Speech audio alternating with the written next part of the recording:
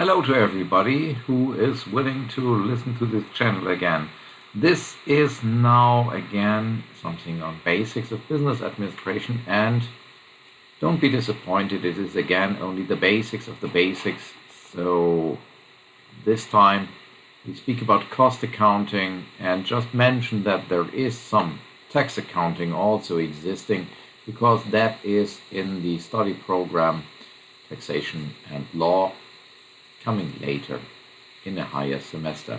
Well, first, what might be cost accounting? We talked about collecting data in a systematic way. That's the purpose of accounting and the accounting department. Now, I told you that there is an internal and an external use of the collected data, and if you use the data for making internal decisions by the management, then it's a kind of management accounting. Then you are free to decide which data you collect and how you process them. The only requirement is that you use it in a useful way, so that you don't draw wrong conclusions from it or prepare the wrong data for the right decisions. So the first thing would probably be find out for which questions and which purposes cost accounting might be useful. So first, we should know, if somebody wants to find out the cost situation of the enterprise, for example, which questions can be solved decently by cost accounting, how must you be processing the data in order to be able to get answers, and perhaps sometimes you also have to adjust the collected data according to the purpose which you need them for. For example, the historical cost information is not always the best basis for a decision which takes place today sometimes, so you have to think a bit. But before we start, again, a small overlook about some literature if you also want to deepen your knowledge and to gain some insight into technical terms, or read the whole matter a bit more.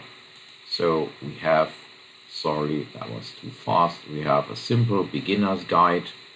We have some professional introduction into the fundamentals of cost accounting. Here something from a Central European perspective. It looks very good as an overview, so recommendable, I think. And again, naturally, for those who want to have the feeling that it's on a beginner's level, cost accounting for dummies, but at least this series is serious indeed, so you can use it to inform yourself. Also, there is something like management account and cost accounting, so we have two books on our topic here, and again some professional textbook by Green and some others, cost accounting, managerial emphasis. Okay, let's go back to what we are talking about. Possible questions for cost accounting. Which products cost how much, for example? So if I sell a product for a certain price, can I cover my cost? Then where could costs be reduced? So where do I spend much for, and where is the amount of costs already relatively small? Who is responsible if money has been wasted? So who caused which costs? And is there a discrepancy between the costs which have been planned and the costs which later really were happening? So we could analyze this and look for causes in order to improve our behavior. So, the technical approach which you usually take when you deal with cost accounting is that you take care that the costs are registered in accounts, one for each kind of expense. So you separate the costs according to their nature, but also you separate them according to the responsibility who has caused them. So you will probably not only make a cost account for office material, for stationery, but you will probably divide it into several sub-accounts: office material for production, department, office material for the administration, for the tax department, and so on. Because then you can assign to every cost account a person who is responsible for that budget and a person who can then allow to spend these costs.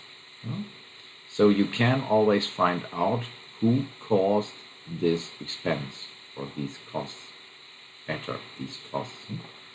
Later, for example, when you have that overview, how much which department has spent for which purpose, then you can easily go forward and find out how many items of their products that department has produced, and then can calculate how much of that cost was incurred per product. Now that's a bit abstract, so it's really absolutely simple if you look to an example. Imagine we produce cars. Now our account number 1, 2, 3, 4, 5, 6, you see I really had a good day when I imagined that cost account. No fantasy whatsoever in it, boring as ever. So 1, 2, 3, 4, 5 is our account for steel costs for car production.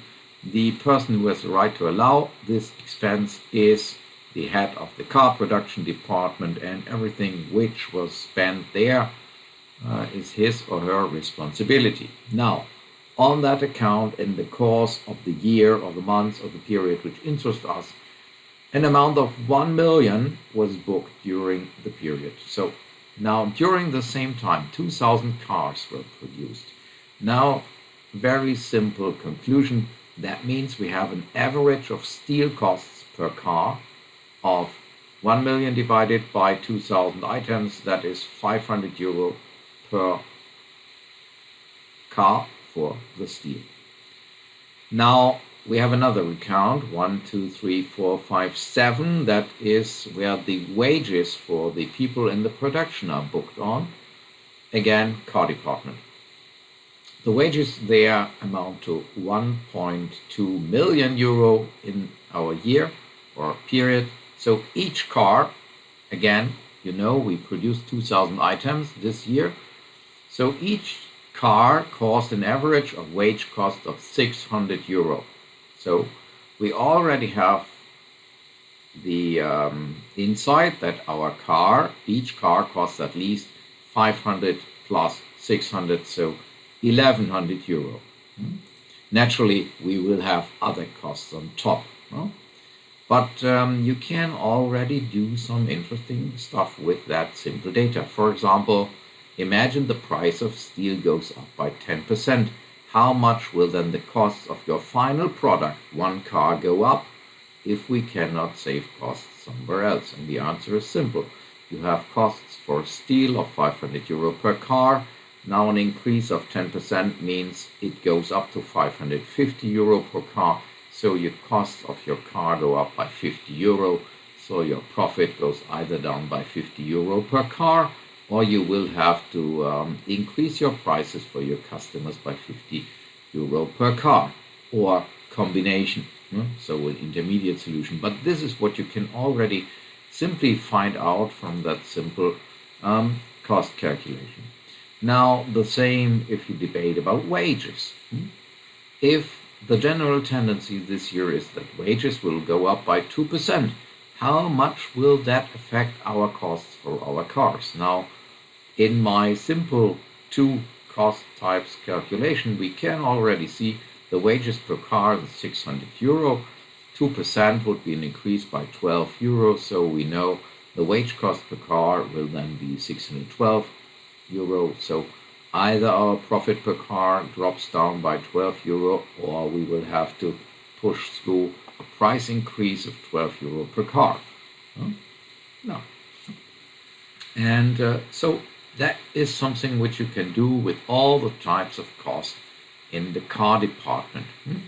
The only thing which restricts you is the amount of bureaucracy which you need to note down all that separate costs and register them properly. Probably the costs of pens per or sheet of paper for the car department. That is something which is so unimportant that you probably don't register it. But usually every major expense will be analyzed on cost and documented on cost accounts. Now, we still have one important problem and step to do left. We have up to now only looked on the cost of the car department, the production department. But now you have other departments which also are present in the firm, are necessary, and cause costs naturally. For example, the personnel department, so human resources, as they call themselves. They handle the wage payments, the taxes on the wages, the social security payments, and all the questions which arise around the employment of our personnel. So what do you do with their costs? And the answer is, well, imagine the human resources department also produces a kind of product themselves. That would be their services to the other department. They take full care of all the bureaucracy combined with the employment of one single person.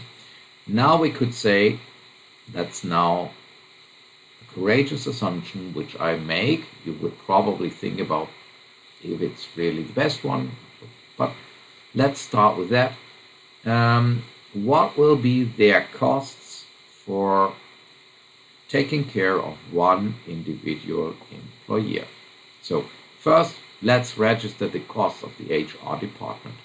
Imagine they had costs of 12,000 for office materials, so stationery again, and 288,000 wage costs for their people working there in that department. Now, imagine in our firm we have 2,000 people employed. Then we can draw the conclusion that the HR department has costs per person employed of 150 euro per person. Now we can, if we like to, also split up that into the wage costs of the HR department and the stationery cost of the HR department. It's a question of how deeply we want to go into detail. Now, accordingly, if we get the information that in the car production department there are working 300 people, then we know that the HR department costs for these 300 people are 150 euro per person times 300 employees. So 45,000 will be in charge to the car department, will be regarded as caused by the car department. These costs of HR are caused with AU by the car department. So we can make our calculation for our costs of the car a bit better. We have direct costs, which we found first. The steel per car, 500 euro.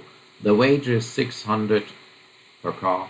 And then other costs indirectly caused by the car department. In the HR department, the wages were 43,200 in my example, divided by the 2,000 cars produced by the car department. That means the wage cost of the HR department is, in the average, 21.60 euro per car. And if we really go so deeply into detail that we also follow up the office material cost of the HR department, that will be 1,800 euro charged to the car department divided by 2,000 items produced. That would be €0.90 per car. Now we can again pose our questions. Now, what happens if the wages in the firm generally and without exception go up by 2%? Now we see that the wages are included twice in the calculation, 600 direct cost and 2160 indirect cost, so our result changes a bit. But you see, You can now go deeper and deeper into the details. For example, there is a tax department in the enterprise. There is the managing director taking care of everything which happens in the firm. So if you find convincing key which entities or items can be or services can be regarded and measured as produced by that person or department, you can then charge these costs to the basic departments which really produce the final product which is sold to the customer. And so you can follow up through a chain of events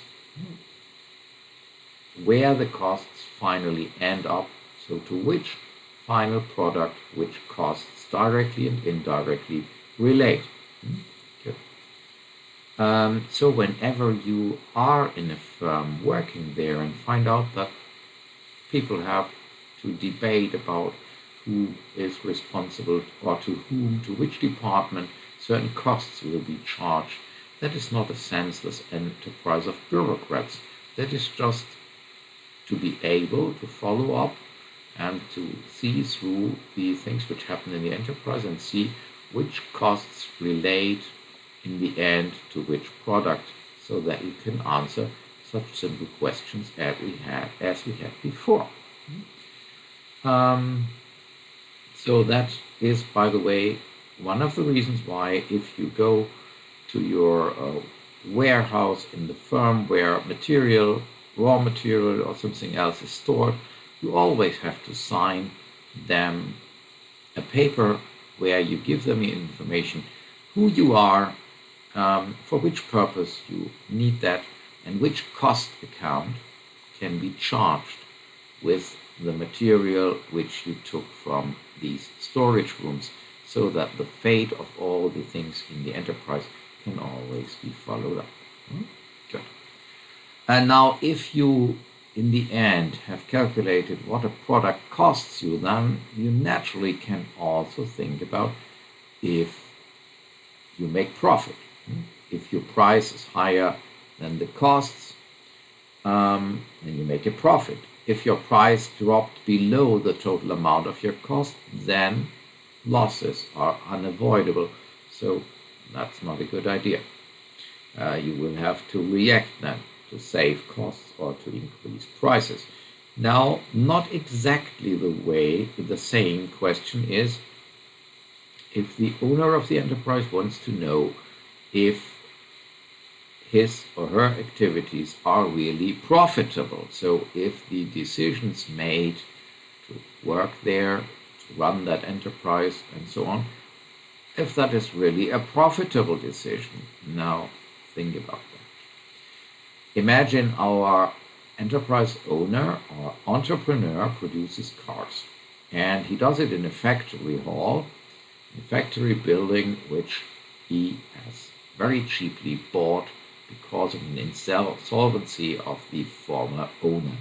So the loss of value, the depreciation per year of that factory can be estimated to be only 10,000 euro. Now, so using that factory only causes you a loss of property of 10,000, you think. But then you hear that if you close down that factory and rent the building to others, then you could get 30,000 euro revenue as rent income per month. Now the question is naturally, using that factory building for your own purposes, okay, that just costs you, on the one hand, 10,000 when it comes to how much money you really spend. On the other hand, using it for yourself means you can't get that rent which somebody else would pay to you. So in the end, using it for yourself means you renounce on revenue of 360,000. So that is naturally also a kind of cost. The money which you do not spend, but the money which you do not get because of your decision. And so one should ask oneself if that is not the real cost of using that building for yourself, the money which you renounce on earning now. So if you want to see if your decisions are really the best ones, so you should compare with the best alternative.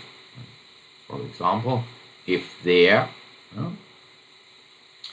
you could earn 360,000 per year, then using the factory building for yourself means you lose these 360,000 which you otherwise would have got. So it costs you that revenue. Now, these costs are not really paid, but nevertheless, they should be taken into account. These fictional costs are generally called imputed costs. So the costs which you deem to exist, that is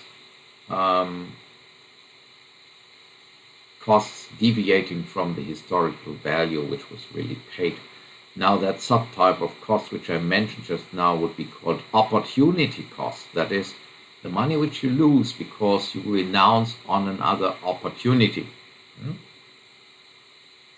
Imagine prolonging your studies by 2 additional years just because you like being slow would mean you enter a job 2 years later.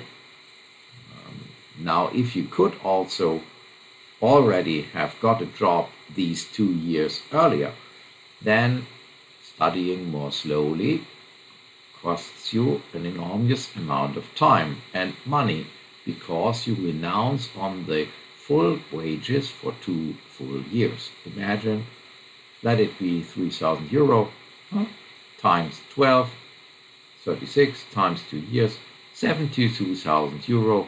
That might be the cost, the opportunity cost of just starting your job life later. So, in our example, how would that enter into the calculation? Imagine the cost of the factory building would now be calculated as 360,000 per year if we use it for the car production. So that would mean divided by 2,000 cars, that would be 18 euro factory building costs per car. Now it would be wrong to take into account the historical costs again, because you cannot say the building lost value and I lost value from renting to others. The depreciation of the building, that should be only taken into account once. You should not naturally know when you calculate cost data for external readers, these fictitious amounts are never allowed to be mentioned because they are just determined according to your knowledge, your discretion. What would you otherwise have done?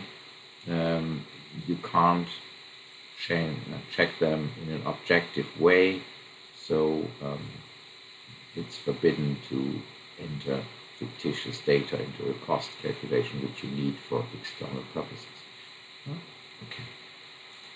Yeah, such types of costs where you use imputed costs usually are 5 types. First, imputed risk. For example, you can naturally avoid risks or lower risks by taking an insurance. Then you pay an insurance premium. That's naturally costs. Now, if you renounce on that, that means that if something goes wrong, you will have to pay for the damages yourself. So you should calculate what will that cost you. So the costs of the risks, and that would be imputed risks. So what you save by not being able to, or by not wanting to pay an insurance for it, that on the other hand is accompanied by expectable costs from risks which you take. If these risks happen to materialize into reality, then you have huge additional amounts to pay, and you must take that into a calculation naturally, because statistically that is going to happen sometime. As I already told you, it might be that depreciations and amortizations might be adjusted to today's market prices. For example, if you bought a factory building at a very cheap price, and nowadays it would be worth 5 million, so you could sell it now for 5 million, then the real value which you lose over the next years is not 100,000 or 200,000, the rest of the historical costs, but the real value which you then lose is 5 million over the next years of the remaining useful life. So you would adjust depreciations and amortizations to real market values, probably. Rent costs might be imputed. So if you use your own buildings, you charge yourself what you would have to pay if you would rent that from other owners. And you very often see small shops where the owner doesn't care about that. Usually elderly people running a shop, earning a very, very small amount of money. That happens very often. And when they are dead and gone with 85 years, when they still worked in their own shop, then the people inheriting that shop usually close it down within the shortest period of time and sell the building. Why? Because the shop was only profitable for the old owner because the owner didn't have to pay a wage to himself and didn't have to pay a rent. But now, if you think about having to employ somebody, or thinking about the alternative investment, I might also sell the building or rent it out to others.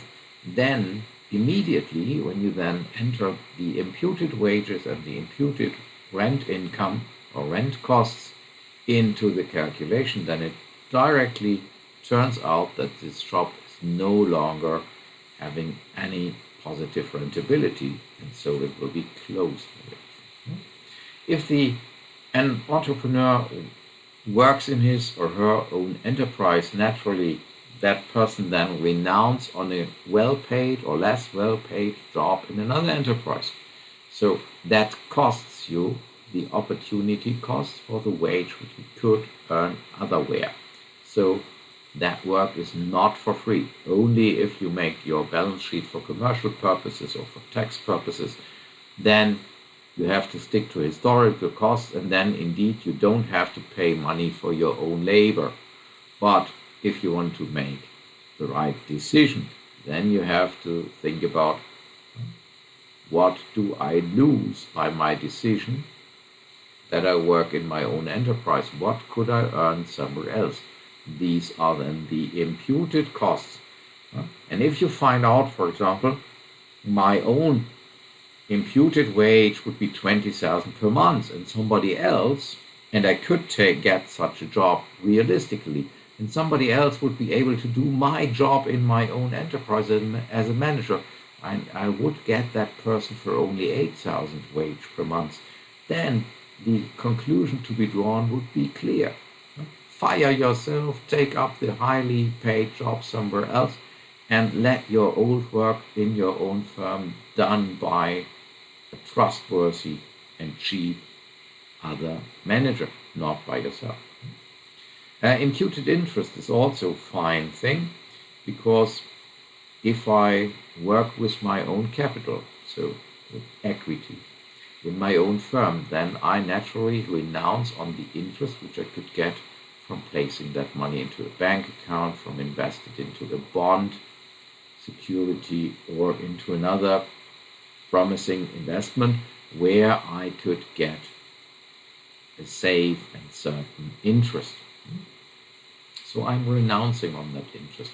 Nowadays, with the low interest rates of today, that's not really the real battlefield of cost accounting. But naturally, in times under Ronald Reagan, when you had an interest rate for an investment or for a loan which you gave to your bank, that you could get 10% per year there, then naturally neglecting that loss of interest for the capital which you used in your own enterprise, that was a wrong calculation then. For example, if you work with 2 million of your own, finance a shop and then make a decent profit, well, if you calculate that in a bank you would have got 200,000, that is 10% per year, for doing nothing, then naturally the shop would only be profitable really if it produces a profit of more than these 200,000. So it's a good idea to charge imputed cost in such a calculation, which is meant for supporting entrepreneurial decisions. So to underline that again, finally, again, imputed costs are fictitious costs which you charge or which you take into account entirely for decision purposes, for internal purposes.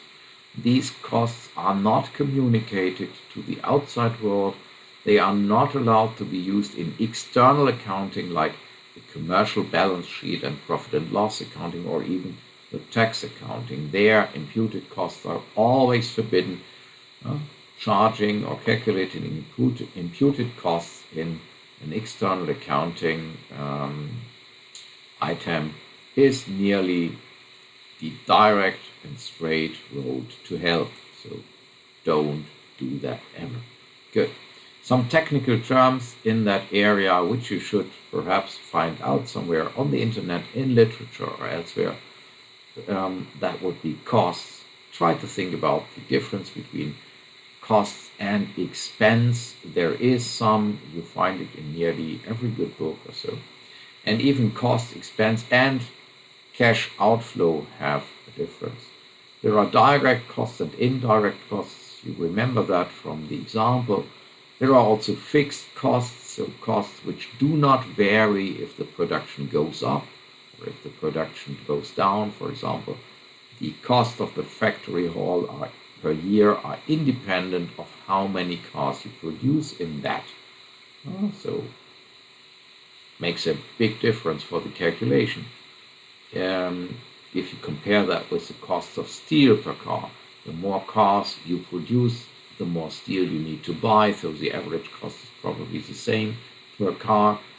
The more cars you produce, well, it does not change the factory cost, so the average cost of the factory building per car probably goes down the more cars produced. So think about fixed costs and variable costs. That would be the opposite. Don't forget which 5 types of imputed costs exist. Well, and there are many other aspects of cost accounting which are relevant and highly interesting. It's a very promising and interesting field of its own, but for an introduction that might be enough. Just a final remark. Naturally, cost accounting usually plays no big role. It's for decision making. No big role for tax accounting, because they are not interested in your decisions. They are interested in how richer or poorer you became last year. Now, tax accounting sometimes does not really follow all the rules of the commercial accounting, although commercial accounting is already based on realistic historic costs. Nevertheless, commercial accounting sometimes shows some generosity and gives you some choices which solution for a certain problem you regard as the best. Naturally, with tax accounting, such options would be used to manipulate your profit as far down as possible, and so tax accounting very often restricts the choices which people have under commercial law to draw up their balance sheet and profit and loss accounting. So that can at least be expected. But However, you have also to keep in mind that there might be even the one or other country which says, well, for my tax calculations, for my tax case, I follow a completely different approach from commercial accounting. For example, you have probably found out that if you buy a house, at the beginning it has a value of 200,000, full value. When you buy it, you don't get poorer. After, let's say, 50 years, it is completely ruined. So value is zero. So you depreciate the house over time. Now, it might be that for tax purposes, the tax legislator says, let's give the people an incentive to buy or build houses. So we allow them to set off the value of houses or of machines or so more quickly, so that they can lower their tax basis and therefore their tax payments far more quicker than they could do it under the commercial rules possible. Legislators are free in how they design their tax laws, and so sometimes due to policy reasons, in order to give economic incentives or so, it might be that they establish rules which deviate from the economic reality and allow you to treat things differently. There are countries where even the whole system of tax accounting is completely independent from commercial accounting, so there you have to draw up in the end two complete different systems. Yeah, that might be sufficient for a general introduction on that topic, and what you can keep in mind at the end is try to find out the most basic technical terms in the field of taxation and tax accounting, like try to be able to distinguish the difference, know the difference between tax, levy, fee, contribution. You should know what a tax return or a tax declaration is, tax accounting, income tax, corporation tax, tax base, tax rate. All these things should be known to you easily, and that should be enough for the rest of chapter 10, which we spoke about today. And I thank you for listening to me if that was the case. I thank you for standing it through if you didn't like it. I thank you for waking up if you fall asleep. And at the end, please do not forget to share the video with others which might be interested, or with people which you hate, whatever is the case. Thanks, and see you soon again for some other chapters. Wish you the best, and thanks for being here.